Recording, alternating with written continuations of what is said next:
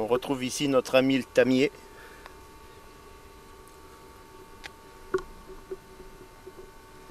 C'est très joli, moi je trouve ça. Avec ça brille. Voilà. Ah, la ciguë. La grande ciguë. Alors là, toxique, s'il en est.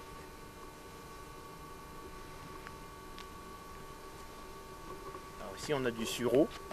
Le sureau, alors il y a, dans certaines régions, on dit que les baguettes magiques des fées étaient faites en bois de sureau. Il y a d'autres endroits où on dit que c'est pas les fées qui les utilisaient, mais les sorcières. Alors bon, on va dire que c'est magique. Et le sureau, les jeunes pousses cuites dans de la soupe en petite quantité, c'est comestible. En grande quantité, ça vous purge beaucoup trop. Et par contre, le fruit, c'est pas encore le moment, le fruit, lui, est comestible cuit. Et dans quelques temps, quand il y aura la fleur aussi peut se manger. Alors vous allez nous dire, la ronce et l'ortie, mais la ronce, on ne la voit pas venir. Et bien là, voilà. Et il y a plusieurs sortes de ronces. Hein. Là, on a la bonne vieille ronce des familles, hein, qui est celle qui nous donnera des mûres délicieuses dans quelques temps. Voilà. Alors, c'est vrai que la mode est au débroussaillant, mais il faut peut-être mieux débroussailler gentiment à la main, ou si on a des chèvres, les laisser manger les pousses. Et puis quand il y a des haies avec des ronces et des ronciers, eh bien, qui dit ronce dit mûre, et qui dit mûre dit confiture. Tandis que qui dit débroussaillage chimique dit zéro à la question, quoi. Plus rien. Voilà. Alors la ronce, de plus, ça c'est comestible. Hein. Voilà. Et l'ortie. Et ben voilà.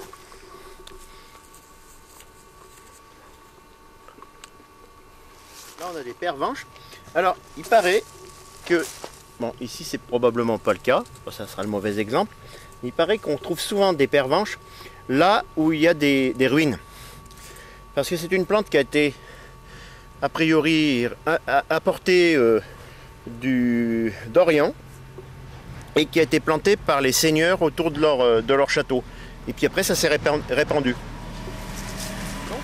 Il y a des personnes qui cherchent des chercheurs de trésors ou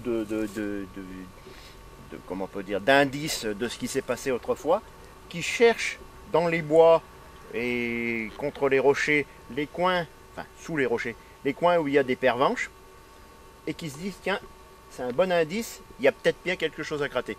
Ici, peut-être qu'il y avait quelque chose, mais c'est pas forcé non plus, hein, mais à savoir. On s'apercevra peut-être par la suite que quand on trouve effectivement des pervenches dans les bois, souvent on s'aperçoit qu'il y a des pierres, des vieilles pierres. On va faire la recherche à l'envers, nous, c'est-à-dire qu'on va attaquer par chercher d'abord, on va chercher la pervenche pour trouver la pierre, des fois on va chercher la pierre pour trouver la pervenche. Alors là, nous avons l'Achillée millefeuille, très joli. Dans quelques temps, il y aura une hampe de fleurs blanches, parfois roses. Alors ça, c'est une plante qui est pleine de vertus. Elle est utilisée pour soigner pas mal de choses. Elle est comestible. Et alors ça, à consommer avec modération, mais quelques brins d'Achillée millefeuille, avec ou sans fleurs, dans de l'eau de vie, ça vous fait une liqueur sensationnelle. À manger comme ça tout cru, c'est pas terrible, faut bien le dire. Mais en sauce, c'est bon. Je crois que c'est un petit goût, tiens. C'est un goût astringent. C'est-à-dire que c'est pas vraiment amer, mais c'est particulier, il faut s'y habituer.